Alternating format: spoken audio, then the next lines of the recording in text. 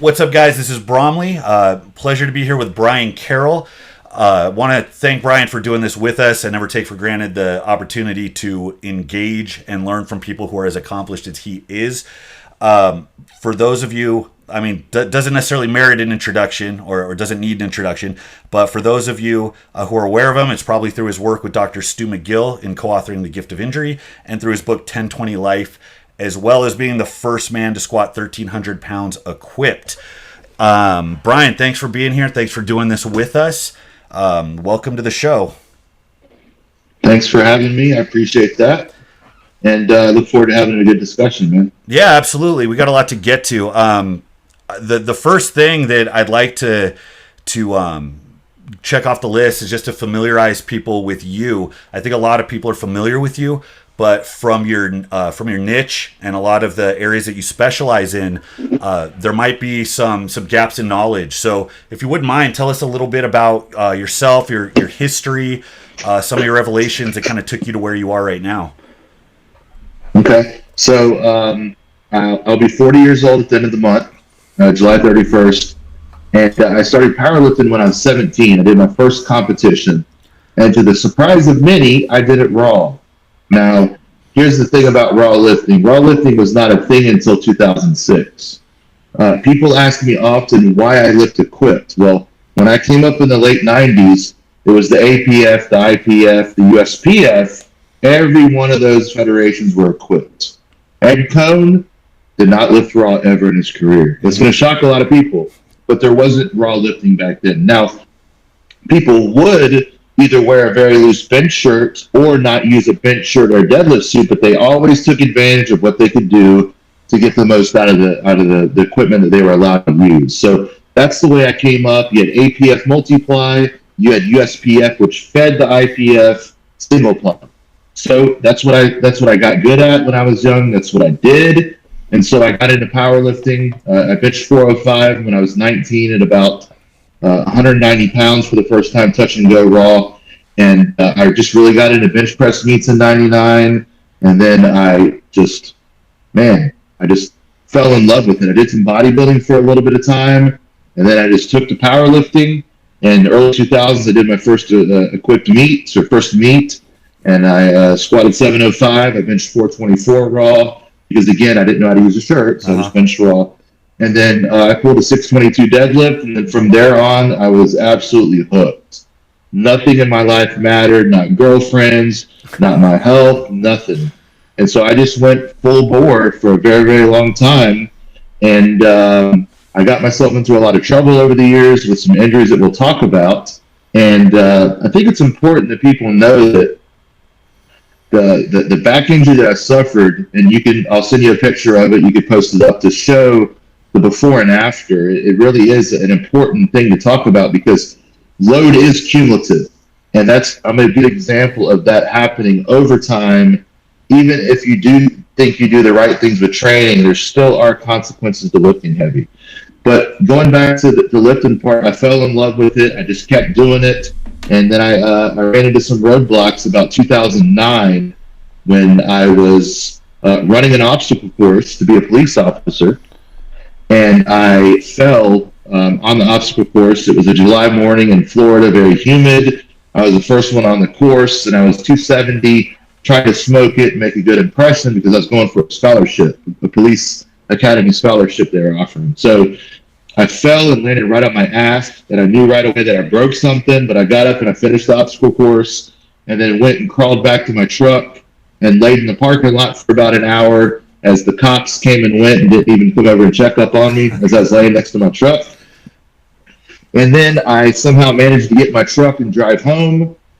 I got home, I popped a couple Flexeril and slept, and then I went to work that night. But like any smart strength athlete, someone that really cares about their body, I did what they'd all do. I waited about a month, I got on some prednisone, and then I went and hit my first 800-pound plus deadlift in a meet, and my first 1,100-pound squat, and my first 2,600-pound total about a month or two after that happened. But that's when things started to unravel. I still got stronger from that time, but that's when I started to battle back pain. And then the rest is history with Dr. McGill and us connecting. And and we can go into talking about that in the second part of my lifting career, if you would, post 2013. But up until that point, my best lifts were 1185 squat, 825 bench, 800 deadlift, 2730 total. 220, that's at 275. At 220, the best lifts were 1030 all-time world record squat, 633 bench, 755 deadlift, and then at 242, I couldn't quite total 2700 post comeback, but my best total at 242 is 2651 via 1107, 788, 800 on the deadlift, and so I piddled around for a long time. After the injury, I tried to go down to 242 because it was better on my back. But we'll talk about that in a little bit. But I was able to pre-injury total 2570 at 242. But long story short, post-injury, after working with Dr. McGill, I totaled 2651, barely missing 2700 for the all-time world record multiple times. So not only did I come back, competed in other weight classes and came back down, then almost beat that total by 100 pounds post-injury. And so I've been able to work with some greats over the years, not just with Dr. McGill, Dave Tate, Louis Simmons, Rick Hussey, people like that mentored me, and I've been able to just call them up and ask them questions. But I've been fortunate enough to be able to work with athletes myself and help people total similar weights to what I've totaled, squat over 1,200 pounds, well into the 2000s raw, 800-900 pound raw squats. So I've had a unique perspective of being on top for a long time, working on my coaching, being mentored by Dr. McGill, and then putting this all together, writing a degree, and being a clinician myself. A lot of people don't know this, but I first got my massage therapy license in 2002. Oh, really? So I am technically a clinician. So not a back clinician, but I am a McGill Method certified practitioner. And so I do assessments. I did 5 before I talked to you today. So if I get a little bit goofy, I did 5 calls, I should say. I did 5 calls with people concerning back pain. But so if I get a little goofy or wild or say some things that are maybe not the nicest or too direct, I apologize. But the words are just kind of flowing at this point. Yeah, you've been at it for a minute. I'm trying to imagine you doing soft tissue work on some poor suspecting client. 300 plus pounds of world record, just mashing into those knots and smoothing things out. That's some pain right there. The two layers that I see to this is that and there's 2 things I try to incorporate in the things I talk about and the things that I've written about. There's the method, how the hell do you get strong in the first place, which is what everybody's after. But the thing the hidden question that people don't know until it's too late is, how do you stay in one piece? And that's what really interests me about this, because I had relayed to you already that I spent a good 10 years with my lower back just obliterated. And I compete, I don't deal with necessarily the sheer overload that you would as a quick lifter, but it's almost like in equal and opposite fashion, almost worse, because I'm doing a lot of bending over, picking up odd objects, stone loading, barrel carries, yoke runs, which are like the worst thing in the world for your back. And I had to find a way to stay in one piece. And the stuff that I came around with, or I came across with you and McGill, was just absolutely invaluable. I mean, that's where it clicked, and I was actually able to stay healthy and progress. You mentioned, and this one stood out to me, you mentioned cumulative wear. Because from the people I've talked to, there seems to be like a bit of controversy here. I've talked a couple questions we'll talk about it been brought up regarding McGill school of thought versus something like barbell medicine, which I'm just starting to learn about the differences myself. But I have a good buddy who's a strongman competitor, but also a doctor, and I think he's done some work with those guys. And he's quick to cite studies that kind of dismiss the degenerative effects of lifting over time. And they tend to worry more about like not catastrophizing issues or building things up to be worse than they are.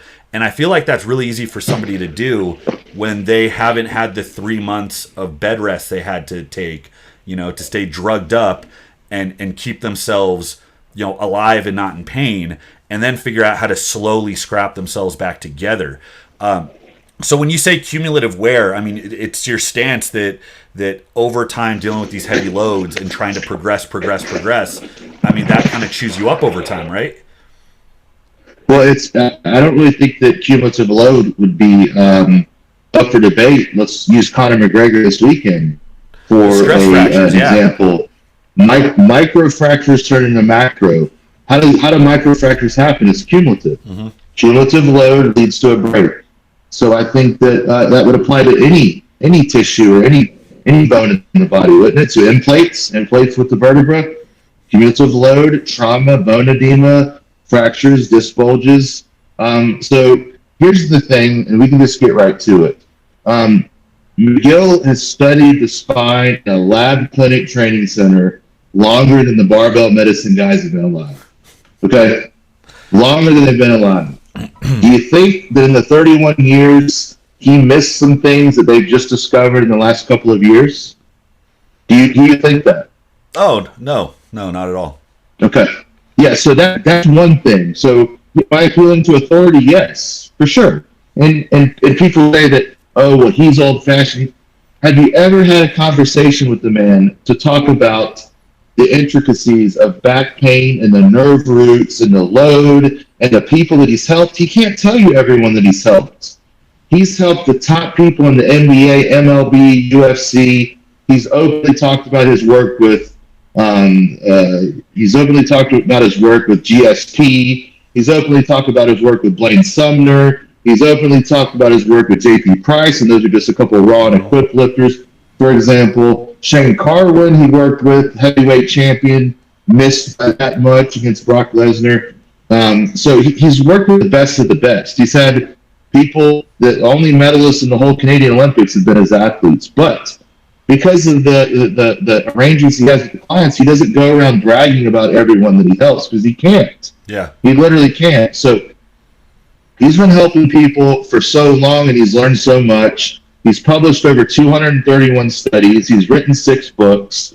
So I think he has a pretty good understanding of back pain. The problem is right now with the internet, you can have a one-sided argument where you just waylay somebody for 5 minutes, and meanwhile, you're misinterpreting the data from the start because you don't have context. You're new to it. You don't understand it. So when people take him out of context, like they do all the time, where they say, flexion is bad. Find me a time where Stu says flexion is bad. He doesn't say that unless it's one of your pain generators. Then you need to back off with it. The McGill method is about identifying the cause and removing the cause, building pain-free capacity, moving around the injury with special tools, not just the McGill Big Three. Mm-hmm. That's a starting point. That's a neutral spine sparing exercise that can really help bolster someone's core if they have instability. It's vital if they're not used to it. And having gone through that myself, I can't explain just from my own anecdotal experience, but for going from being sidelined for a decade to actually being able to get stronger in my mid-late 30s, I was absolutely astonished. And he talks about building endurance first. I was astonished about how unable I was to do something as simple as keep my spine in one place while moving my extremities. It was like my midsection was made of Jell-O pudding.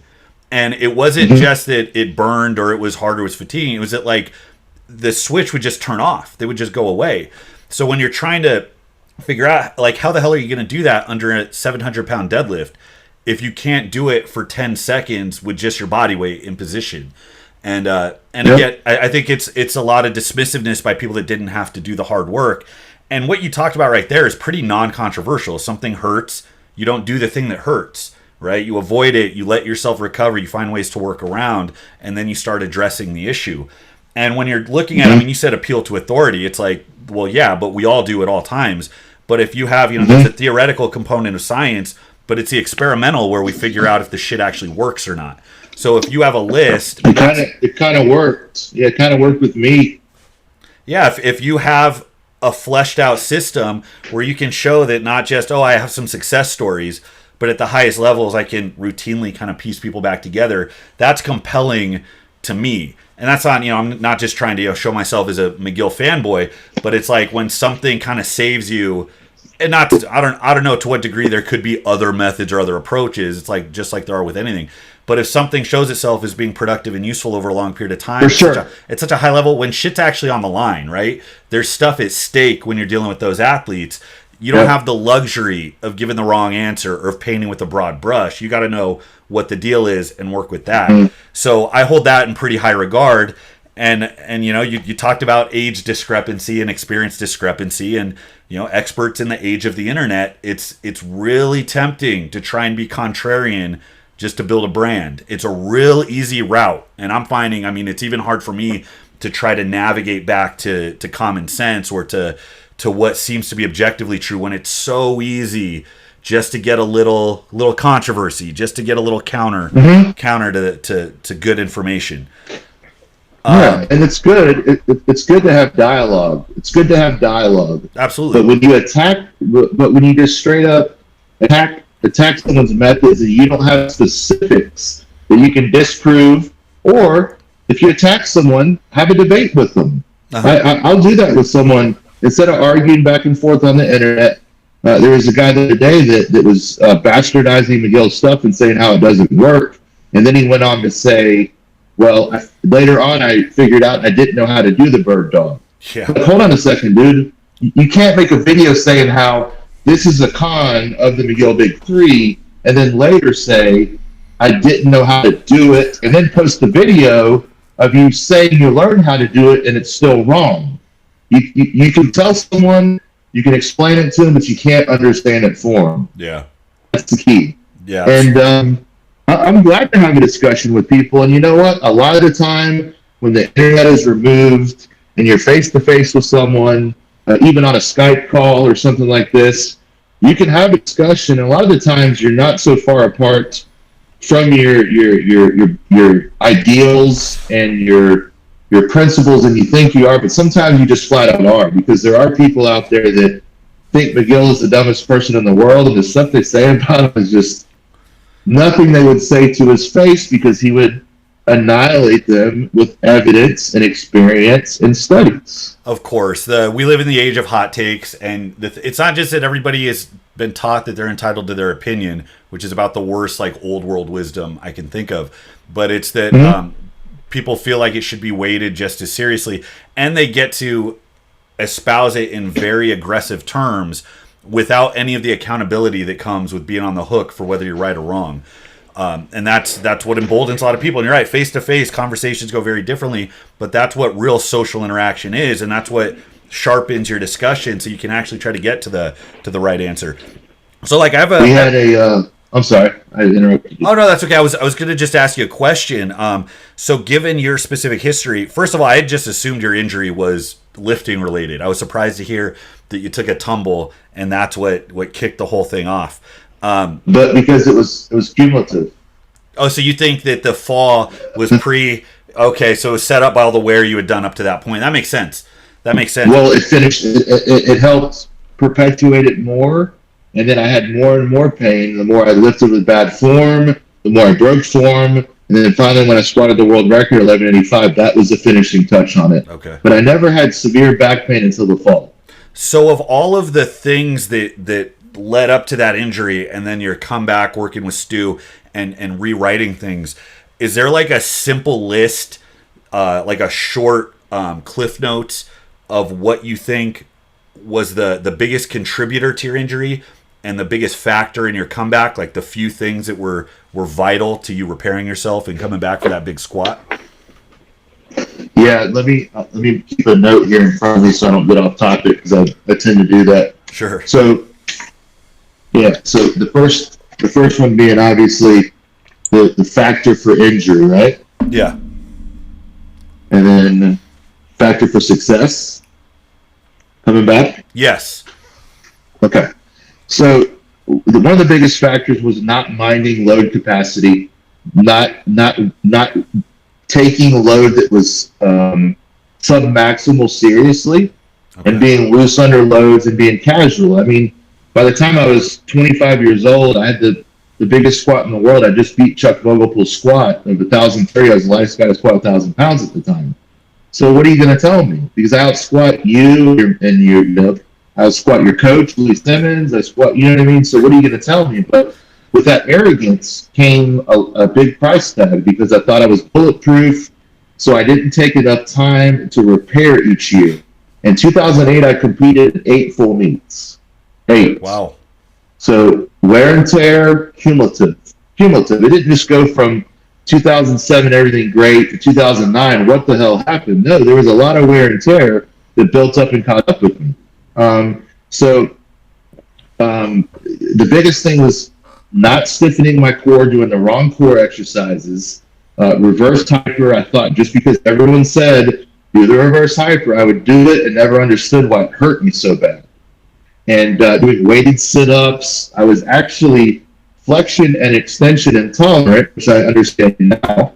But I was doing these exercises hoping that somehow they were going to fix my back when it was actually just snowballing the whole injury cause, and it became worse and worse and worse. And the poor movement that I had day to day, not minding spinal hygiene, that's one of the biggest things that we'll talk about as a pro. You know, what was one of my successes. But basically, the pros are going to be the opposite of the cons. I changed everything around, you know, but not taking proper rest, not locking in my form, lifting too much, and just thinking I was Superman. Too much, you know, too soon, and then my body just started to break down. And it came to a point in 2012 and 13 where I could barely make it through the meets. I had done nerve root blocks, the set injections, epidurals. I was trying to get surgery. Mm-hmm. So that was the breaking point for me in 2013 when I reached out to Dr. McGill. And we did an assessment about 4 hours. You know, people talk about, you know, Alex, I want to get better. I'll do anything. And then you say, okay, here's 1, 2, and 3. And they're like, I can't do it because it happens all the time. Stu said, can you be here next week? I said, I'll be there. What time? Because I didn't care. I wanted to get it done. I didn't make excuse. What's going to cost so much money? No, if you want to get your back fixed, you'll put it on the credit card. You'll sell your possessions. Whatever it is you need to do, you'll do it. Just like I want to get strong, but I don't want to eat that much. I don't want to get fat. People want everything. They want it all. They want their cake and eat it too, but it's not the way things work. There's consequences. There's consequences. And my consequences were I ignored a lot of signs that my body was telling me for years. And so I ended up seeing Dr. McGill in May of 2013. And after the 4-hour assessment and looking at the imaging and such, he looked at me and said, well, you're done lifting. I just wanted to let you know that you can't suffer any more bone trauma to which you've had to your sacrum. Your sacrum is cracked in half from the trauma that you've loaded up in the last couple of years. Mm-hmm. So I could probably get you out of pain, but if you were to pursue lifting again, I would the results could potentially be you in a wheelchair or worse. Wow. And so I said, okay, well, I looked at my wife and I said, well, you said you could get me pain-free. So when you get me pain-free, I'm just letting you know I'm going to get back to lifting again. And we went back and forth a couple times. I was respectful, but that was the only thing I pushed back against. Because keep in mind, I wasn't going to lift for a while. I was only going to worry about spinal hygiene. I was removing the causes. I was doing the big 3 and such. But I told him, I said, when I get pain-free, I'm going to get back to lifting. And so that was the only time I pushed back against him. And finally he said, okay, first things first, we get you pain-free. And then who knows, maybe you're right. Maybe we end up writing a book about it. And we wrote the book about it. The rest is history. So of the things you said that led to the success, so you said the things that tore you down, not minding, the one that stood out at the beginning, not taking submax loads seriously. So you're talking warm-up sets, lighter working sets, treating them as if you got the maximal load on the bar, practicing the brace and the position and accelerating through and all of that, just kind of being lazy and soft. And I think a lot of people are really guilty of that. Of until you know that's new territory, the adrenaline's down, focus is off into whatever, and you develop bad habits doing that, right? Yeah, you create poor engram. Engram is the term. You create poor engrams that are your default motor patterns. When you repeat, whether it's throwing a punch, throwing a kick, a squat, a deadlift, if you practice poorly, that's what's going to come out when you're panicking or you're under a big load. So minding my form, locking it in, dialing it in even better, taking every weight and taking it as serious as if it's significant, even if it's just the bar. Just cleaning up my movement patterns, because you got to think about your body as a bank account. If you're constantly withdrawing, abusing your body, staying up all night, not getting rest, not doing the right things to preserve your athleticism, eventually you're going to run out of athleticism. Whether it's your back, whether it's your shoulder, whether it's your knee. So what I was doing is I was destroying my body around the house, doing silly stretches, doing silly lower back foam rolling, and wondering why my back hurt. Meanwhile, I never stiffened my core or removed the causes. So I had to start completely over as a beginner and then start putting deposits back in my bank account where I moved well, I didn't pick the scab. I built more core stiffness, my pain wound down. Then slowly I was able to go from just doing walking and bird dogs to I was able to start doing carries, I was able to start doing goblet squats.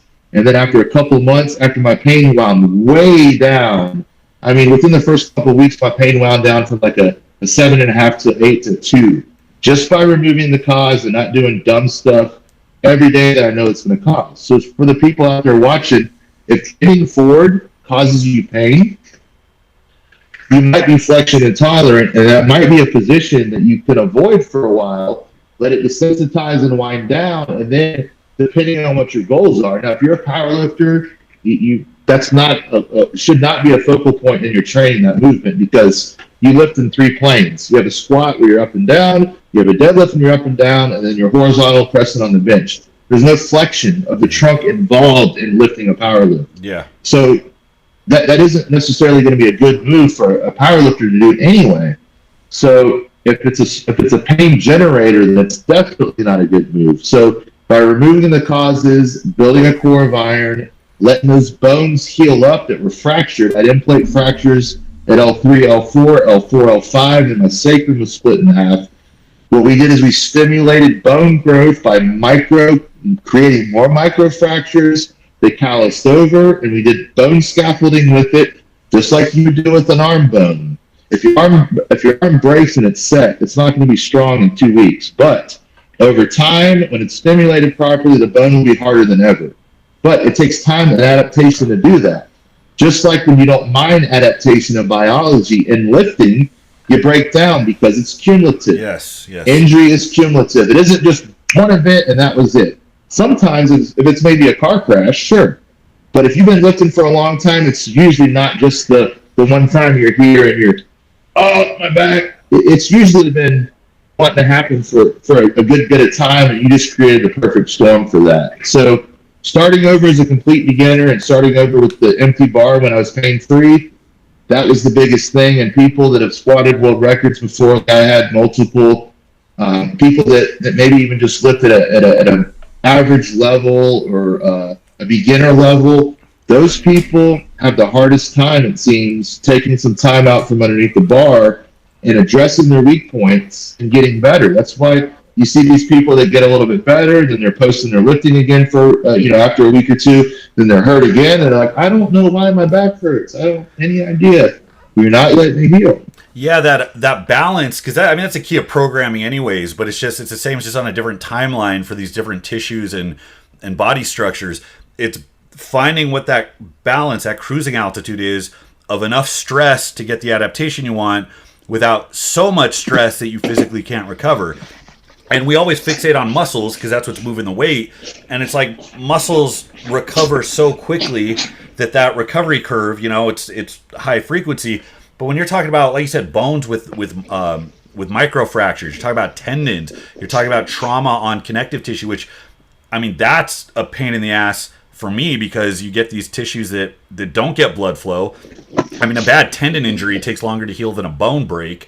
And if you're not allowing enough time so that those systems can reform themselves, like you said, come back stronger than ever, it makes sense that it's just going to accumulate over time until boom, something happens. And in my end, I know you just suffered a bicep tear recently. Bicep tears are like the initiation for strongman. Like you can't call yourself a strongman unless you popped your bicep. Like I did mine on a tire flip. Guys do it on stone loads and axle cleans all the time. And it's one thing is okay, this is a shitty movement to try and test maximal strength on, but the other one is how much wear did I do? How much lack of attention did I give to those structures over so many years? And then I just went and tried to pull as hard as I could, with like a supinated grip on an axle. It's like, yeah, something's going to go wrong. And you see a lot, especially in my division, you get a lot of guys that have these meteoric rises that walk around 240 and lean and jack to the tits. And once they start standing out, it's like I heard you say those 8 contests you did in 1 year. I can't even wrap my head around that. But I know guys that go boom, boom, boom. They got ASM and then Worlds and then they got the Arnold and then they want to be under the spotlight every chance they get, and they get this meteoric rise and then bam, done. You're out of commission because you just did not have a break to let your body heal and recover. So you might actually have a rigid structural base you could build off of in the future. And it's just like, it's so routine. It's predictable. I mean, you can almost follow somebody through the beginning of their career and then be like, you got about 6 months, dude, before something's popping, something's breaking, and you're going to have to humble yourself and rediscover what it is to build yourself from the ground up. Yeah, doesn't apply to outliers either. Uh-huh. So doesn't apply. Outliers are not part of the equation because they're the exception, not the rule. And you're talking about the guys that are super durable, right? That seem like they can do anything and not fall apart. For all we talk about predisposition as far as muscle fiber type and leverages and tendon insertions and all that, I never hear people really address that fact with these superhero type lifters that in 2 years go from being whatever to setting world records and they seem indestructible. And it makes sense that there would be some outlier who's a little more resilient to injury. But it's almost like that to see whether you're in the Bulgarian system in Olympic weightlifting or whether you're training Westside, you're maxing every week. It's like the guys that can hang with that, not fall apart. It's like you're going to be good no matter what tools you're working with. But yeah, that's such a rare type. For the rest of us, we're the ones that get beaten up and thrown out in the trash. Yeah, and I think other than the errors that I've made with my back, I did tear my bicep off right before that big squat I did last year. But I mean, there's not many powerlifters that have stayed in 22 years like I was able to do, and hit 3 all-time world records over 3 different decades.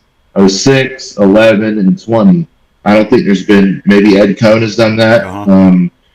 There's not too many people in the world that's ever done that over three different decades. So I've always gotten the fact that you needed to back off and not push all the time. So I wasn't a big proponent of training to failure, but my squat was so strong, my deadlift was strong, and I was chasing after world records for so long. I ignored a lot of the things that I knew I shouldn't have. But as you were talking about earlier, bone takes about 5 days to heal. Okay. Muscles could be, 24 hours, maybe less, maybe more, depends on what drugs you're doing or supplements you're doing, or who your parents are, or how lucky you are, and how good you rest. You sleep really well. You get a lot of REM sleep. You're taking growth hormone. I mean, there's a lot of different things. Do you work? Do you have stress? Like, there's a lot of things you got to consider there. You might have someone, and we're talking generally speaking, not just bone, but recovery. You might have someone that has 5 kids at home and works 2 jobs, and they're still trying to push and follow their dream as a strong man. And then you have someone who lives in their parents' basement that gets 5 meals cooked for them a day and they have no stress. They're probably going to recover a little bit better than the person with the 5 kids that's running kids all the time and doesn't have the money to pay for the drugs and the supplements and everything. So there's a lot of variables there when people try to isolate arguments online and say, this doesn't work, or that doesn't work, or this. There's so many factors, and if you haven't been around the game for a long time, in strength training, helping people rebuild, seeing people rise, seeing people fall, you'll see when you do it long enough what you don't understand, what you don't know. The Donning-Kruger is very, very big right now in powerlifting because powerlifting it exploded about 10 years ago, and so I see these people that have been competing for 4 or 5 years. I just laugh. I said, that's cute. You're doing good right now, but we were doing that 15 years ago. You know what I mean? Yeah. So this new concept we have, no, I don't really think it is. And I want to go to something you said in passing a second ago, because I'd like to segue into your training methods. Because I had the chance to run through 1020 Life, which I got a lot of positive things to say about it. I'm going to be doing a review of that after this video. you talked about not being a fan of really going to limit, of staying sub-maximal. And one of the things I noticed that I really liked about the book is how you address kind of the off season. I don't have a contest in mind phase of training where everything's RPE based, and you kind of slide the RPE forward, right? Starting a little easier, and then you run through a progression scheme, and then you go back a little heavier, run through it again, try to beat those numbers. I like to use the kind of driving into the mud analogy. I like to think of these 3 or 4 week phases where you kind of start light on asphalt, and then you get to the dirt, and then that last week is kind of where you push into the mud, and then you kind of back off, right? And you recycle through. So doing that over a longer phase, that makes so much sense to me. The first few weeks, it's getting your toe in the water, and then it's starting to build up some steam, and then by the time you're adapted, now your mindset's right, you have this foundation set, now you can start to milk it and get into specific contest prep. Where along the line in your training did that kind of solidify? Was it around the time you got injured as a way to cope with that? Did you have phases of training early on where you were a little more reckless and were pushing the loads a little more frequently? Or were you always just kind of instinctively a guy that liked to get your practice in and not blow yourself out too early? Yeah, so the latter for sure. Like instinctively, I kind of abandoned the conjugate method in about 2003 or 2004 after a couple of years. And I started going by instinct. If I felt good in the gym, I'd go heavy. If I didn't, now of course it depends on how close I was to a meet and those sort of things. But I had the ideas for the longest time even before I got hurt. I had the concepts, but what I did is once I got hurt and then started rebuilding, I took the algorithms of my success. I took the algorithms of my failures, got rid of the failure stuff, made note of it, and then just put in the successes that I had. But at that point, I'd already been coaching people for years and years. I mean, I was online coaching people in 2008 before a lot of people were, and I started coaching people in the 90s as far as strength training and stuff. So I just put together all the commonalities and kept them in the book. And then I kind of get people to steer away from the things like going heavy every week, because you can't do it forever, not missing lifts in training, having phases of training, deloading before you're forced to, and then having specific form cues for people to look to do. Not everyone's going to squat the same. Everyone has different configurations, limitations, and strengths and weaknesses.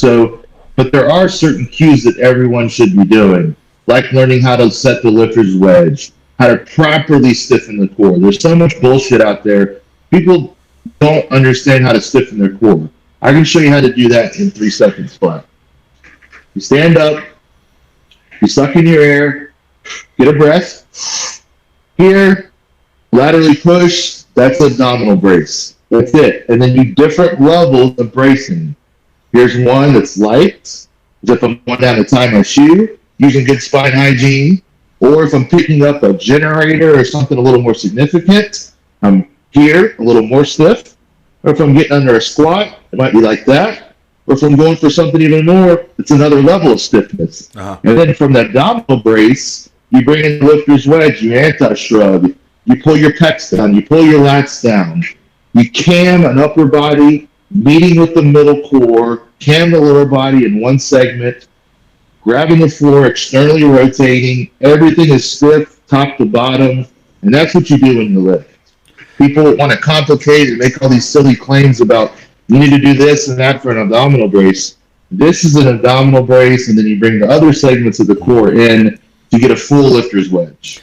Yeah, and your body likes to move in more complex movement patterns, and it's one of the reasons compound movements are so great developmentally to begin with, because when your body's not just going to adapt with, oh, there's fatigue at this muscle, we need to grow, but your body's going to get better at coordinating, at doing these things in a way that's efficient. So it just makes good sense that when you start to, like you just gave the example, tying your shoe, getting under a squat, like it's there to aid you in all these movements, so that when that becomes ingrained as how your spine stays rigid while you do all of these other things, and it becomes connected to how the extremities move, how I get into different planes of movement, how I attack different obstacles. You're only as strong as your weakest link. So if you've got, again, like I use the pudding analogy, if your stomach's made out of Jell-O and you got this soggy midsection, you're just leaking strength. It's just bleeding out. And it's like, yeah, you might get injured, but also you're not going to get very far in the first place because that's a pretty shitty way to put force onto an external object. So the wedge, I was reading through that, I saw the anti-shrug. I mean, that was one of the big things that clicked. I mean, I got these little hobbit arms, right? And I had to figure out how to deadlift. And, you know, there's certain publications that'll advocate for keeping your shoulder blades back, right? Or trying to trying to have this kind of upright posture. And it wasn't until everything hung and it's like, okay, now I could feel my obliques pull me into my hips. And then it's like you're just this compressed ball that, you know, it's like hitting with a hammer versus hitting with a water balloon. It's just night and day once all that clicks. Getting into 1020 Life, I want to talk about that. I had just put out a book. I'm getting it put on Amazon this week, but it's the second thing I turned out, and I'm new to writing, so everything's just rough as shit. But it's getting better. I had talked to you a little bit that of all the books I had reviewed, I've done a lot of program reviews on YouTube. The big ones that everyone knows, Juggernaut and 531 and Starting Strength and Texas and all these. And that's kind of the staple, right, in this field, is you see these methods, these specific templates, and they build this universe off of it, and it becomes this kind of fixed thing that all the advice rotates around that one specific recommendation. And when I was writing, I can't make a recommendation without talking about the world it lives in and all the other exceptions and why it works and when it does it and all of that. And I always get lost. I always get lost up in space, and I forget to tether myself to the earth. But when I was reading through this, I was really impressed because, and I mean, you described it that way. It's the most complete kind of powerlifting instructional manual that I've come across, where it hits a sweet altitude of just not being up in space. We're just talking about ethereal principles that you can't really tether in real life, or it's too weighty, too undefined.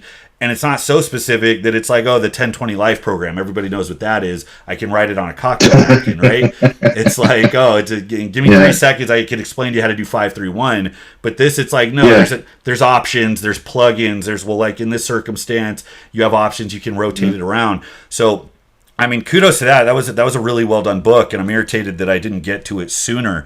What kind of compelled you to write it? Like, what did you have in mind when you sat down? Were you like, there's just too much shit out here and I got to write something that doesn't suck?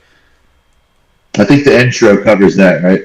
Yeah. The intro where we talk about that, it's just, there's a bunch of people. So the internet is a very interesting thing because it's cool that you and I can have a discussion, and even though we might have some differences, which we should have some differences in theories and lifting approaches, but it's good we can discuss them. You should have differences in theories because you live in California, you live on the West Coast, you grew up different than me. Unfortunately. You have different mentors. So, yeah, right, I won't even go there. But the thing is, you have different influences. So if everyone in this world agreed on the same things, which is what everyone seems like they want to happen right now, but that aside, if everyone agreed on the same things in strength training, it'd be pretty boring. It'd be a boring world if everyone's like, yeah, we're just going to all do the same thing. No, that's what makes the world go around, is difference of opinion, different techniques. And going back to something you said earlier about the McGill method, there are other ways that people have had success with. There are other ways. I don't know how efficient they are, how good they are. I know a little bit about them. Some are absolutely kooky. Some take components of the McGill method and make it their own. So with that said, there's more than one way to skin the cat. Sure. 1020 Life is not the end-all, be-all for strength training, but for someone who wants to learn the basics, which I've used my entire career, if someone wants to use the basics and be able to escalate them as needed, it's great. And what influenced me to do that was the fact that so many people were asking me to coach them. At one time, I was on Elite FTS from 2009 to 2014, writing and doing columns and stuff, teaching. And at one time, we had 40 logs, and I had 20 people that I was coaching for those 40 logs. So I knew it was time that I needed to. These were good athletes. These are top. Some of these are top tier athletes that I was coaching, and so I put together the algorithms, and the timing was just right. I almost wrote the book, and I started on it in 2011, but it got shelved for a couple years, and here we are. But the internet definitely has opened the door for a lot of people that might be a good debater or a good writer, right? If someone's really good, if they're a good writer, like some of these speeches that are written for politicians, they don't address anything that they should, but they're eloquent. Yeah. And they say that it's nice on the ears. It's like a Bill Clinton speech. The guy doesn't say anything, but you just listen to him talk. You're just like, Jesus Christ, this guy can just talk. But at the same time, the delivery is so good, people get fooled by it. The marketing is so good, people get fooled by it. Marketing. If someone has so much time to market their product and they're doing it themselves, they're not in the lab learning and producing good stuff. They're just marketing and throwing shit out there. Absolutely. And so I was gonna say, just dealing in this arena, because I am trying to make a living doing this. I am trying to leverage it so that I can, just ingrain myself in this passion that I have and have it sustain me and my family. So, what do I do? It's like, okay, I got the social media channel and I've taken the courses and I've read the blogs and I've learned how to capitalize on a niche and how to do search engine optimization. And at every single turn, you can't escape it. Part of making your presence known, getting some persona that people are aware of, or just selling a product. It's all sales. It's that political speak. It's all, it doesn't matter what you have. The sales speech is a sales speech. It doesn't matter if you're, selling something that's going to be the next big revolution society needs, or if you're selling ice to an Eskimo, as they say. Even if you're selling the most bullshit, it's like the language is very much the same. And the internet, man, it hyper selects for that. It selects. It doesn't select for the right answer. It selects for the person who's the most convincing with their unearned opinions, which is what you get. It's the echo chamber. And that's true. And the fitness industry, the lifting industry has always been like that a little bit. I mean, I'm a little younger than you are, but I remember when I started to pay attention to lifting was late 90s. I started lifting 99, 2000. And even then, I remember going into a bookstore, bodybuilding magazines, or whatever the publications were at the time. YouTube wasn't a thing. Reddit wasn't a thing. Nope. So even then, it was sensationalist, but it was still a small club of people that kind of knew what the fuck they were talking about. So it was the guys with all the letters after their names that were making things digestible for bodybuilders and recreational lifters. Now it's like you get the looniest people at the fringe, and then they're being selected for their ability to stand out in a crowd. And you get this hyper saturated, or this hyper it's like an extract of just pure kind of snake oil that we see. And I feel bad for modern lifters, man, that are coming up in this era, because it's just a sea of nonsense, and you have no idea how to get your bearings or how to determine what's good, what's shit, who's trying to sell you a lemon. It's a hard time to be alive and try to figure out, what is. So I feel you 100% on that.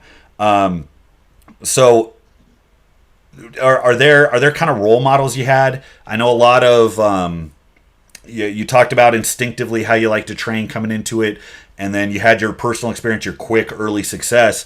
Were there guys that you kind of modeled those principles off of, that stood out as far as having the sweet stuff to offer, or were things kind of patchwork as you went on? Well, just learning, I had mentors, a guy named Skip Sylvester when I was 16 and started training. A couple other people helped me along the way. Then I hooked up with my training partners in the early 2000s, Adam Driggers, Don Blue, people that were top lifters at the time.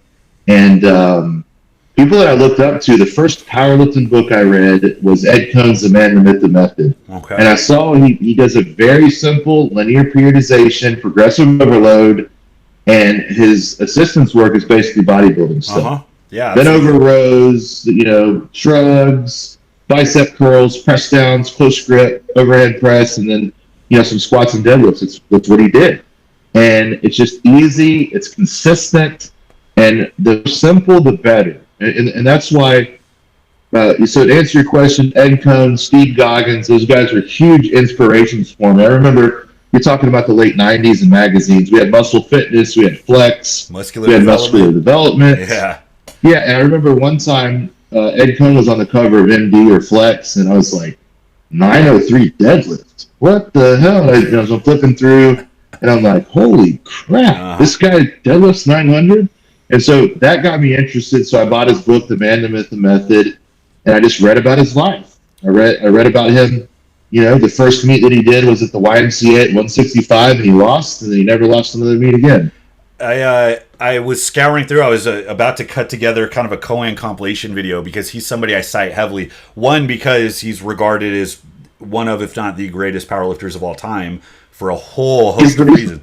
And on top of that, I think the biggest. I'm sorry.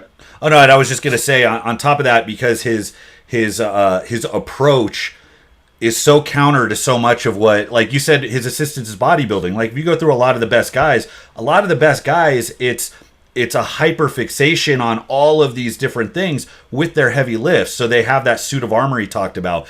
And I can't get my clients to bodybuild to save their life. I'll have somebody who will die under an 8-second deadlift max attempt. But if I tell them to get on the leg press, they're trying to put 25-pound plates on. Or, it's like a whole different mindset when it comes to what it is to build up your body. But one of my favorite clips I came across of his, he looked like a kid. It had to be like 1980, late 1980s probably. And they're interviewing him to his local news station.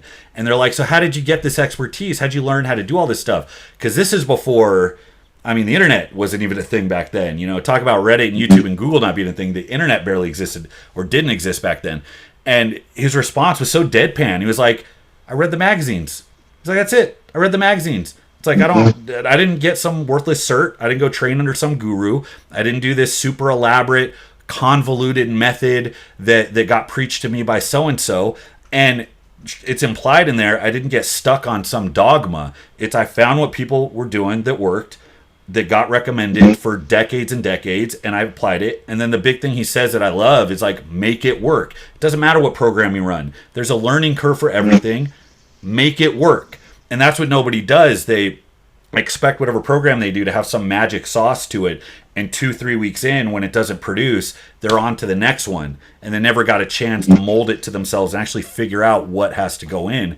And it's that ADD, which again, the age of the internet doesn't help with, that really kills people, I think, is that they can't focus long enough to get on there, to make something happen with whatever they do. Ed Cohn tells a story. We were on a panel up at Swiss in 2018. It was me, Kaz, Matt Winning, JL Holdsworth, Jim Wendler, Ken Wedham, and who else? There's a few of us. I might be missing somebody, but JL, Winning, Kaz, Cohn. Yeah, so we're all up there. You have any Kaz stories? And I hear there's some stories about Kaz. Sorry, go ahead. So sorry about that. So basically, Ed was saying that he wanted to be Arnold. He wanted to be Arnold. Ed was saying he wanted to be Arnold. Well, then he met Arnold, and he only came up to his chest. And said, "Oh, that's not going to work." So then he saw Kaz on Wide World of Sports and said, "That's who I want to be." So that's where Ed got his inspiration, is from Kaz. Okay. And he watched him on World's Strongest Man. He watched him lifting, and he said that's who my inspiration is. That's cool. Interesting. Kaz he's a very interesting guy because he's got a big sense of humor, but you don't see it coming a lot of the time at all. And he's definitely a character, a good guy, a character, and he's very funny, and that caught me off guard. Is that right? A lot of funny stuff. Yeah. You want me to tell a story that he did on the panel? Absolutely, yeah. Okay. So we were up on the panel. It was winding down for the day. We got a room full of people. We got the people up there that I was, naming earlier. And so Jim Wendler starts talking about working with the high school that he's working with now. And he goes on and starts talking about, just kind of telling everyone how he's so charitable and stuff. And, we're just like, okay, yeah, whatever. And so he's talking, and then Kaz grabs the microphone from the end and gets passed to him. He goes, well, I got something I'd like to share. He goes, I've always been charitable. I like to do this. In 1979, I went to 30 high schools in 18 days. And then he goes, I went to the YMCA. I went to churches. I went to high schools. And, and by the time I left, I went to this one particular high school, and I just gave it my all.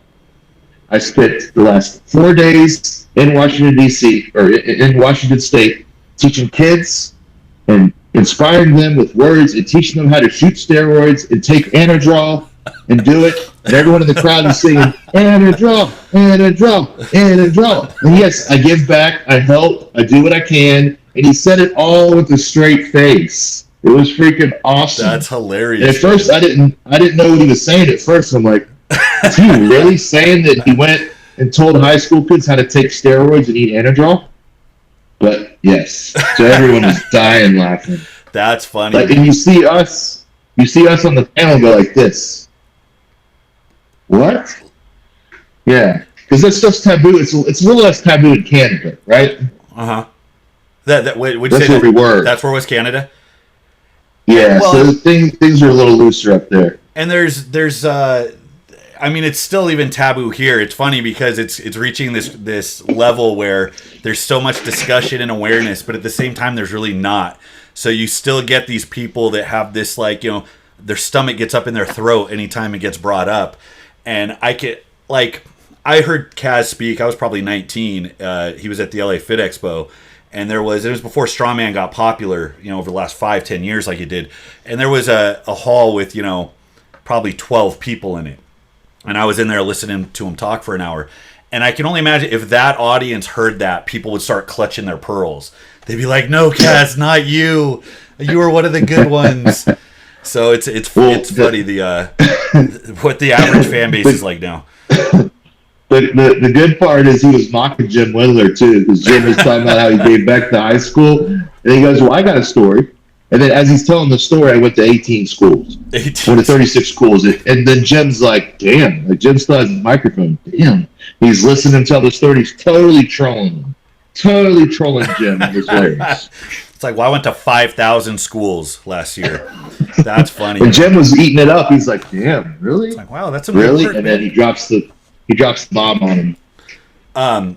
Yeah, I had a good opportunity. I'm a state chair at the moment for United States Strongman. It's ran by Willie Wessels. So the last time I ran a show at the LA Fair, and I was lucky enough. I got some drinks in Willie, and he loosened up with some stories of the heyday of being around, and he was kind of a contemporary Kaz and Coan back in the day. So it's funny to hear things from the other side, right? Because you end up with this glossy image of your heroes. And then when people are like, well, this is what it was really like behind the scenes, you're like, no. It was pretty interesting to get that perspective. Well, it's like The Last Dance, where, you know, I actually thought that Michael Jordan would have been a lot more of a dick than he was. I mean, he was just a winner, that's what you do. But a lot of the times, the behind-the-scenes stuff is not pretty with people, and they're excelling to be the best in the world. They trample on people. They misuse people at times. They abuse people just to get to the top. A lot of the time it's because of supplements and other drugs that are mixed in there. So it's not always a beautiful trail they leave behind them when they're making it to the top. And it's apparent now. Look at Conor McGregor right now. He's a disaster. He's a disaster. Yeah, I don't follow fighting that much, but I did catch this last fight, and I saw the leg break, and then you see the kind of run. And that's normal for the UFC. They have their little golden child that they parade out. They're the one bringing in all the money. And, you know, good for Conor. He got the most of his money when he was still at the top. It doesn't really matter what he does now. But when you're trying to maintain that kind of fake presence as being the greatest of all time before the greatest of all time has been established, that it's harder to be, you know, king of the mountain than to get there. You know, it's almost like the journey there is less daunting than trying to hold your ground and not have somebody knock you off. But that's a rough spot to be in, is to try to cling to it before it fades away. How about we take you feel like taking some of these questions real quick? Yeah, let's take any of them as we kind of wind down. So I got a few highlighted. So the first one I want to get to, because this is the one I wasn't planning on broaching, just out of respect, but I saw you respond to somebody and you were like, yeah, let's do it. So I might as well bring it up. I've been in gear a couple of times. I've been in a squat suit, been in a bench shirt, single ply, worst feeling of my life, claustrophobic, hurt like shit. And the thing that stood out is, you know, how technical it has to be. It's a completely different ball game, and the capacity for overload, because we do a bit of overload in strongman, but nothing that isolated as far as isolating specifically for load. So I get why, as the gear got better over the years, the dynamics of the lift changed. That makes sense. But to a lot of guys that aren't involved in equipped lifting, or it's just kind of an oddity that pops up on their channel every now and then, or on their YouTube feed, what do you have to say to the internet guys that pull apart the squat depth? Well, it's been an issue in powerlifting since back in the day when Kaz and Cone and everyone were lifting, but there wasn't video cameras everywhere. That's a good point. There's no, yeah, it's the truth, because I know people that attended these meets, Anthony Clark and Kaz and all these guys back in the day, and some things got passed. Sometimes things slipped through. Sometimes things were blatantly bad. I mean, there's even the story of some people think that when Ed Cone lifted multiply, that his squat was high. Really? He said his squat was high, but he did it. Yeah, he squatted 1,038, 242 in 2001 or 2002. He cleaned house. He lifted multiply a couple times. I bet people out there didn't know that. But he talked about shaving the squat to get the money. So here's the thing. With equipped lifting being kind of in the rearview mirror at the time or now, and that was the thing then, squat depth with equipped lifting is never going to look like a raw lifter burying a squat. Sure, absolutely. So let's get one thing established. So what is squat depth? That's if you look that's in the the rule question. books. So squat depth is not convincingly deep. It is breaking parallel. So yeah, some people break parallel by 4 or 5 inches, but the IPF's interpretation of parallel depends on the day, and then the APF, and then of course the USPA. It just depends on it. But as a whole, when someone's squatting 3 feet wider than someone does raw, this range of motion is going to be short. You can sit up straighter, and you can sit back, which is going to cause you to hit depth way faster than someone hinging forward. It's very simple. Sit up. The hips are going to hit depth first. Someone leaning forward, the hips are not going to hit depth as quick. So that's why you see a lot of raw lifters that look like they're buried a squat. You look at the side and they're breaking parallel, but not like you think. So are there some high squats that have been passed in equipped lifting? Yes. But you got to remember that cameras are not 3D. Yes, they can look bad and even worse on video, but you cannot see any type of depth on a camera. I'm talking about the curtains behind you. They just look flat. I can't see them. Yeah. I can't see if they're the depth on them. So that's a problem when anyone goes ballistic. An angle could look terrible on something. It can look absolutely terrible on a lift, and the next thing you know, you see a different angle. You're like, oh, that looks a little bit different, or a snippet cut out, or whatever, or the angle. So it's people have always complained about high squats, and a lot of the time it comes down to this. When someone doesn't understand the gear, they're used to seeing their favorite lifter sink their butt on the ground, or they're used to seeing Olympic lifters who squat their ass on the ground. They don't understand the difference between a powerlifting squat and an Olympic lifting squat. I'm not saying that equipped lifts are buried. I squat for lights, and I always have. I've got 60 plus squats over 1,000 pounds in a meet. So am I the problem, or is it equipped lifting the problem? I don't know. But I've always lifted for lights, and I've been doing it for 20 years. So I don't really have an opinion on it because I just don't care. Well, and I think that's valid. And when I'm picking it apart myself, it's I can, again, knowing when you have these suits that have been better engineered every year for the last several decades to provide more support and allow for bigger totals, bigger overload. It makes sense. I could accept cleanly that, well, this is an equipped squat. It's accepted that it's gonna be on average higher let's say a couple inches than your average raw squat, whatever. And that makes sense to me. I think and I know for myself, when I've been critical, when I've watched it, it has more to do with, and you said that you pointed out, there's been a problem since powerlifting's been a thing with consistency, right? And everybody being on the same page for what is good and what's not. And God, I've only been to a couple of quit meets to watch, and it's when they were at the Arnold. I've been to the Arnold a couple times. We were watching, I think, the West Side Open, and we were watching it in the gym, and somebody asked me what they were gauging depth off of, and for the life of me, I just didn't have an answer. because there were some that, and again, the camera, the camera doesn't tell the whole story, but there's some where I'm like, that looked pretty good, and it'd get reds, and it's like, oh well, that one was high as shit, and it'd get whites, and then you think of, people talk about politics, people talk about fixing the judges and all the other things that go on behind the scenes, but it's nature of the beast, right? Yeah, and then of course, the obvious is the judge is on the side to look at the hip crease, not the front. So, that's another thing too. Most squats are not filmed from the side. Yeah. No, I'm not saying you can't see us. If a squat to someone is obviously high, it's just going to, that's high no matter what I see. So, it's just, I don't know. It's just one of those things that it's always been. Equipped lifters don't squat nearly as deep as raw lifters, and raw lifters don't squat nearly as much as equipped lifters. Sure thing. Yeah. All right, let's go to, we've got a couple, let's see. It doesn't hurt my feelings if anyone calls me a high squatter. It's not going to be everyone's cup of tea. But you got to remember, you're not going to see the hip crease like you will when someone's wearing a singlet versus 2 layers of gear. And last thing that I want to say just real quick is that the gear hasn't changed in the last 15 years. Now, the band shirts have changed. That's the exception. Those came out about 7 years ago or so. But as far as the canvas suit that was introduced in the early 2000s, the Super Duper Phenom, which is still the best bench shirt on the market, Gene Reich selected the world record at 5 in that. So really? The technology, although more gear companies make better gear now, there's a reason why Ed Cohn bought all the marathon wraps he could in the 90s because they were the best knee wrap.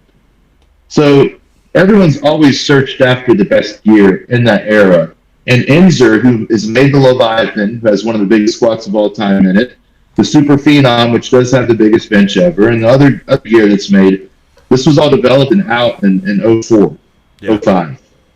So we've gotten a lot stronger in the gear, learn how to load the bones, to be able to take it, and the joints, and then the muscles, and then how to train in the gear and out of the gear. But for a lot of people, it's a lot of complexities to understand. And I get why people just be like, it looks stupid, I don't want to bother with that. I understand why they would say that. Well, what stands out to me is and it's one of the critiques that I have. It's like, if you want to be, let's say, a trophy hunter, it kind of makes sense to do it in an area where there's less competition. So I'm looking at like, okay, equipped lifting, there's a lot less competition. But on the other hand, there's less competition, there's less people doing it because it's so damn hard to do, right? It requires a crew. It requires, the people have to show up. You can't do... I'm sure how many times you get over 1,000 pounds in your training building up to a 1,300 pound squat, you need a bunch of guys to do that. And that's what lends itself to the difficulty. It's right. The overload, it's balancing the variables, it's recovering around that shear load and having enough people that can actually help you make that a reality. And I over time, I take people at their word, when they describe what the experience is like. It's a different animal. It's, I train at 2 a.m. by myself. No big deal. I can run through all my stuff and I know what I'm building up to, but the commitment seems to be a lot more rigorous, right? It is, and did you see Dan Bell? He did a multiply meet last year. No, I didn't. Oh, Dan Bell. Sorry, I was thinking Dan Green. I did see that he's been training in equipment. Yeah, I did see that, and I'm pretty excited to see what he does if he plans on sticking with it. What total did he end up with? 26. He did. It was before he broke 26 raw, but his best total was about 25, and he did 26 and some change there. His deadlift went down a little bit because he squatted more, and then he benched in a shirt 650, and he squatted 11 something. But I gave him a squat suit because he came here and he had a challenge. Okay, Mr. Raw Guy, I'm a quick guy. I had him briefs and meet in the middle, and I out squatted him by a little bit, and he still squatted over 1,100 pounds in just briefs, and then he went to the meet and tried 1,200 and missed it. But Dan hates the squat suit. He doesn't get much out of it. Not everyone puts the suit on and gains any type of carryover. Sometimes it makes him go backwards for a little bit. But it's a different lift. You train it differently because it's a totally different sport than raw lifting. But here's the secret: the majority of my training is raw training. The majority of it. Really? And if you can't do a perfect squat, doing it raw, you're never going to be able to do it with equipment. So there's a lot of nuances to it. And I like the added variables. So it really just depends. Do you want to drive a rocket car or do you want to drive a Lambo? Do you want to drive a souped up Honda or do you want to drive a Bugatti? Yeah. You can't, not just anyone can get in a Bugatti and go in a straight line. No, they'll crash. They're not going to do it. It takes practice. No, not anyone can just jump in an Indy car and do it. They can jump in their Chevrolet and make some laps around the track. Well, I think of an analogy to that to say, okay, this is how they carry over, but then this is how they're specialized and different, and you kind of have to choose which one you want to be the best at. And strongman, the overhead presses we do, it's anyway, anyhow. So you get most of the guys are just, they're apes. They come out and they either do some shitty strict press or slight push press version. Then you get guys a little more athletic that might hit a push jerk. And then some of the guys, you get former Olympic lifters that have, jerked close to 600 pounds. When you look at a jerk, you got a potential, the highest jerk is 100 pounds over the highest push press. That doesn't mean if you start jerking tomorrow, you're going to do 100 pounds more. That's a decade or more of getting that specific movement programmed into your brain so you can execute it under these stressful maximal circumstances. And that seems... Talking about engrams. Exactly, 100%. Yeah. And all of the time you spent, like you say you do a lot of training raw, but I mean, like how would you explain the learning curve of getting into the gear over time? As far as like from when you started to getting competitive, I mean, how long during that training did you have a sense of like, I'm still kind of learning and figuring out how to move in this stuff? Up until I took the suit off for the last time at 1306. Right. So it's just a constant process, right? So it doesn't surprise. I would think, I'm honestly a little surprised because I was in a squat suit a couple times and I remember I squatted less. I felt an insane amount of compression, but I'm like, I'm not coming down in this fucking thing that's forcing me in a position I'm not used to with maximal loads. Yeah. I can't believe Dan Bell came up with anything higher than his total without a substantial amount of time in it. So that makes perfect sense to me. Well, he's a gorilla. I can see he looks. He has those Have you met caveman him features. in person? Man. What's that? Have you met him in person? I haven't. Have you met No, him? I've just seen him on IG. Yeah. He's a big boy, dude. He's not just a fat guy. He's a big man. Well, we were talking about 400 pounds. Yeah. Jesus. We were talking about like durability, right? And I remember Paul Carter talked about doing a tour in Australia with Dmitry Klokov, and that's when he was real popular at the time. And he came back and talked about how the guy would, within an hour of waking up, would have hit a 440 snatch in training. Where I'm like, within an hour of waking up, I can't walk upstairs. And he would talk about the guy's fingers were about twice the thickness of a normal person's fingers. And the guy had this like caveman brow. It's like his bone density, his like dimensions, his skeleton was like 1.5 times a normal person's skeleton, right? And that insulates you to the demands of all this work. So it just gives you some insight on what being the best means. We can train for a lot of it, which is cool, but there's a lot of it you can't. You either had that in your arsenal or you didn't. So I'm not surprised that somebody's throwing around so much weight is gifted at that. And then you add in the fact that he's already a big bone guy and he's making his bones even bigger by stimulating growth. And we could use the example of the whole thing I was beating up earlier about cumulative. Cumulative load does matter. Otherwise, older people wouldn't be lifting weights to strengthen their bones. Yeah. Cumulatively, reversing osteoporosis. Yeah, the adaptive effect is cumulative, right? So why wouldn't the wear? So why wouldn't it? Exactly. Isn't everything cumulative? No, it makes perfect sense. Let's get one more real quick. This question about Wenning. Let me see if I remember what this was. Wenning has often said publicly that he has trained straight bar less frequently in his prep and prefers a variety of alternatives for longevity, belt squats, etc. How much wear and tear do you see coming from straight bar squatting, especially with injury recovery? That was from Sam B. What kind of injury recovery? Doesn't specify. I would assume shoulder or bicep, elbow related. Yeah. So you got to do what you got to do. Availability supersedes abilities. Winning's dead on.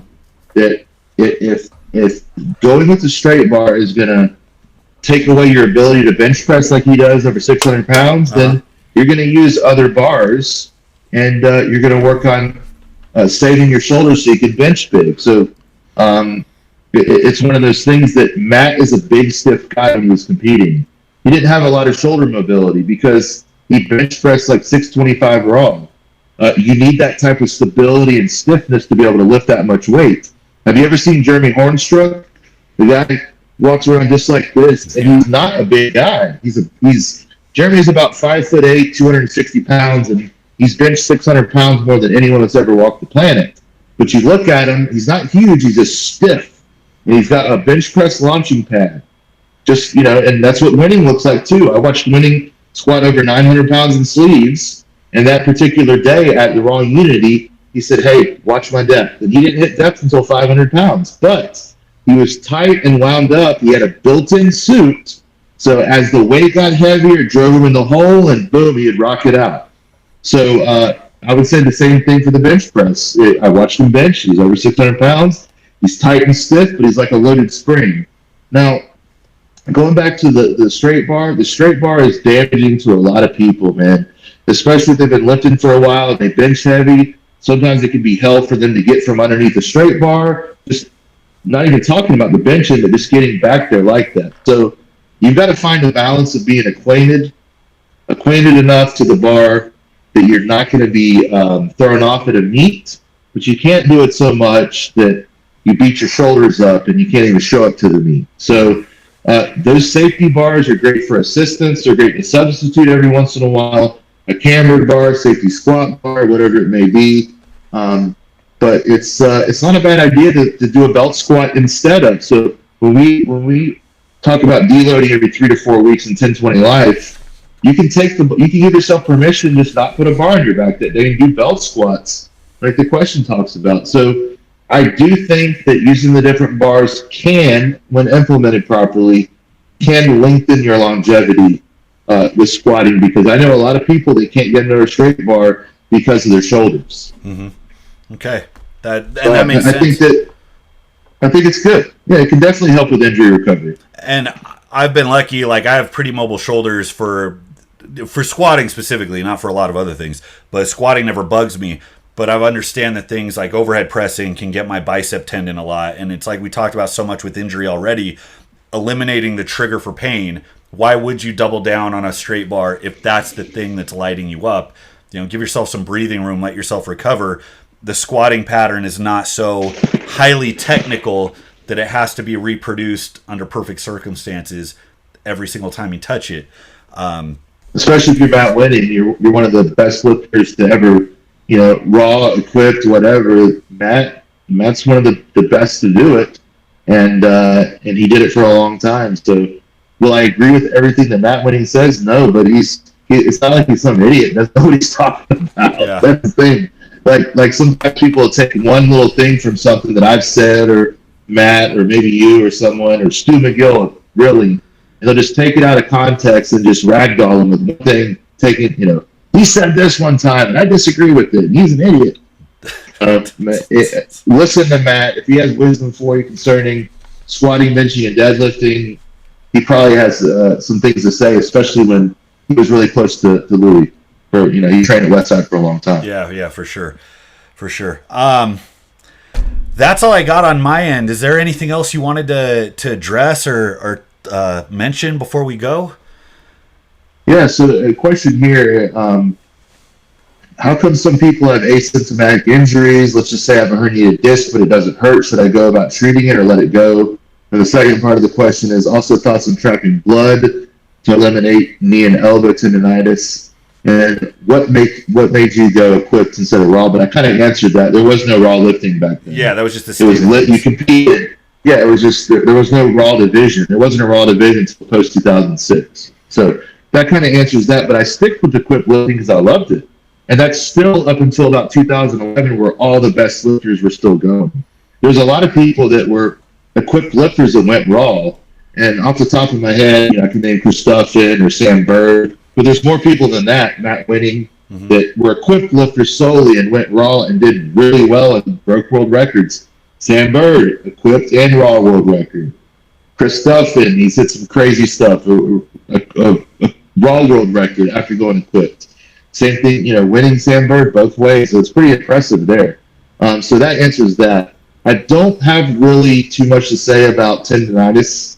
I'm not an expert with that stuff as far as tracking blood and all that, but for overuse and inflammation, you don't want to be completely sedentary and let it go sometimes, but you do want to back off a lot of the times too and not keep going hard. So a little bit of stimulation, for instance, someone that has really bad extensor tendonitis from bench pressing or deadlifting, doing some straight bar reverse curls has always worked. It's a secret of equipmenters. Maybe some hammer curls. Don't go too light, but also don't go too heavy. Somewhere in between to stimulate it. As far as the blood restriction, I don't really have an opinion on that. Okay. And then going back up to the main question, if it doesn't hurt, don't treat it. You need to be aware of it, though, for sure. So I was reading a book about MRI reading and interpretation, and I believe the statistic was 46 people that are scanned have a disc bulge, but they don't have pain. So it's a very common thing for people to have disc bulges, and that cumulative trauma of bulging over time, the annulus becomes delaminated and the disc bulges through. Mm-hmm. It may have been wanting to happen for a long time, and it's just there. Maybe someone's a little bit lucky, they don't stoke it, and then one day it happens. So most of us do have asymptomatic disc bulges, especially if you lift heavy. It's not uncommon to have stress fractures, and plate fractures is fine at all. But the key is giving yourself enough time to rest and recover. That's just the universal recommendation, right? And it's like, as I've gone through all of my injuries and as I've helped other people theirs, and then as I've taken recommendation from like guys like you and McGill, it seems that there's a pretty easy blanket you can, because we're not great at diagnosing ourselves, right? We don't come with a built-in MRI. A lot of time we're guessing, we're having a poke and prod and test, see what movements hurt and come up with our best idea. But letting pain be your guide just seems like the most obvious blanket solution, no matter what it is. If it's that substantial an injury where you can't do anything, you know, that tells you the severity. Whereas if it's something that only hurts a little bit when you get into certain positions, you got more play in the joints as far as insulating yourself and working around it and addressing it from that angle. And I wish MRIs are only a picture. And what's the thing about MRIs is when you're an MRI, you're laying in the machine neutral. So it might show something, it might not. And then when you go to movement, you put someone under fluoro and see the disc bulge and it goes back in. So that's the dynamic disc bulge is like that. Someone could have a perfectly good looking spine and then they have all kinds of pain. That's why the assessment that we do to provoke the pain is necessary. But someone could have an MRI that looks like trash, and that's a lot of people. They don't have any pain because it's healed up, it's calcified, it's ossified, it's stiffened up, and they're good. So you don't mess with it. All right.